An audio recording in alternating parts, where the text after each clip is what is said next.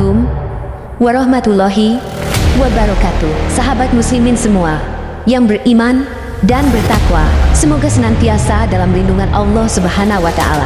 Jauh sebelum diutusnya Rasulullah, ada sebuah riwayat tentang seseorang yang sangat luar biasa dengan prestasinya, yaitu perbuatan kejahatan yang telah membunuh sekiranya 99 orang tanpa alasan yang benar. Namun demikian, tiba-tiba tergerak dalam hatinya untuk bertaubat. Hanya saja ia bimbang apakah masih ada peluang baginya untuk kembali ke jalan keridoannya. Ketika suatu waktu orang-orang di sekitarnya menyarankan agar menemui dia, seorang rahib, untuk menanyakan hal tentang itu. Lalu pergilah ia ke tempat yang seorang rahib itu. Dan ketika tiba di tempat kediaman sang rahib, lalu ia menceritakan kegundahan hatinya yang senantiasa keinginannya untuk bertaubat. Dan sang rahib pun bertanya, "Apakah kesalahanmu itu?" Ia berkata, "Saya telah membunuh 99 orang tanpa alasan yang benar." "Apa?" seru sang rahib penuh kekagetan. "Membunuh 99 orang? Sungguh tidak ada jalan bagimu. Tempat yang tepat bagimu adalah neraka." Lelaki itu pun sangat kecewa sekaligus marah.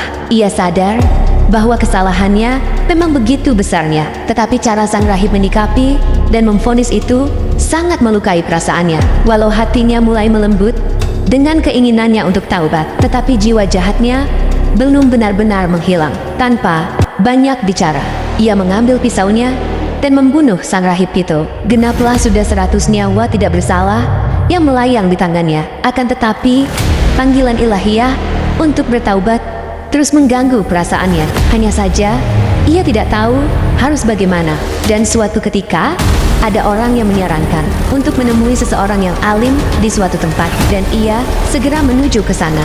Seketika tiba di tempat tinggal sang alim, ia menceritakan jalan hidupnya yang telah membunuh 99 orang termasuk ketika ia menggenapkan pembunuhannya yang ke-100 pada diri sang rahib. Dan bertanyalah pula ia kepada sang alim itu tentang keinginannya untuk bertaubat kembali ke jalan Allah.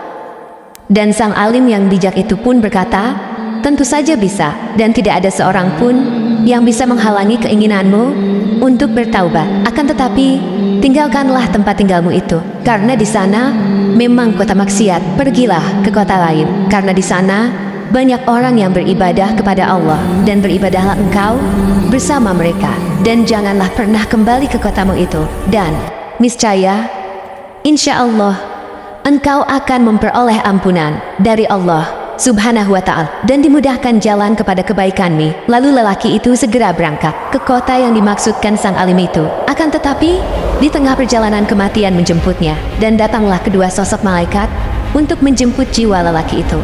Satu malaikat rahmat dan satunya lagi malaikat azab siksa. Namun kedua malaikat itu seolah bertengkar, dan masing-masing merasa berhak untuk membawa jiwa lelaki itu. Sang malaikat rahmat berkata, ia telah berjalan kepada Allah dengan sepenuh hatinya. Malaikat azab berkata, ia tidak pernah berbuat kebaikan sama sekali.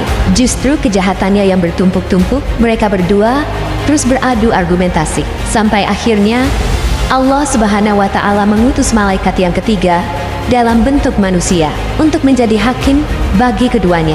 Dan setelah masing-masing mengajukan pendapatnya, lalu ia berkata, ukurlah jarak dua kota itu dari tempat kematiannya ini, mana yang lebih dekat. Maka ia termasuk dalam golongannya. Mereka mengukur jaraknya, dan ternyata kota yang dituju kota tempat ibadah dan penuh kebaikan, lebih dekat sejengkal daripada kota maksiat yang ditinggalkannya. Maka jiwanya dibawa oleh malaikat rahmat, dan ia memperoleh ampunan Allah. Sahabat muslimin semua yang beriman dan bertakwa, dalam riwayat lainnya disebutkan, sebenarnya lelaki itu belum jauh meninggalkan kota maksiat tersebut, tetapi karena Allah memang berkehendak untuk mengampuninya, maka dari tempat kematiannya itu, kota kebaikan dan ibadah dipanggil mendekat, dan kota maksiat dihalau menjauh, hingga jarak keduanya hanya selisih sejengkal tangan, lebih dekat kepada kota kebaikan. Wabillahi taufik wal hidayah. Wassalamualaikum warahmatullahi wabarakatuh.